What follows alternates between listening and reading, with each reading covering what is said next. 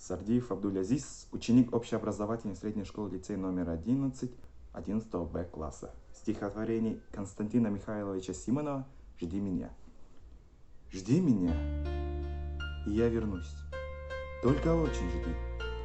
Жди, когда наводят грусть желтые дожди. Жди, когда снега метут. Жди, когда жара.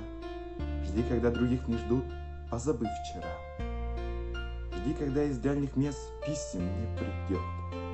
Жди, когда уж надоест всем, кто вместе ждет. Жди меня, и я вернусь. Не желай добра всем, кто знает наизусть, что забыть пора. Пусть поверят сын и мать в то, что нет меня. Пусть друзья устанут ждать, сядут у огня, выпьют горькое вино на помин души. Жди, и с ними заодно выпить не спеши.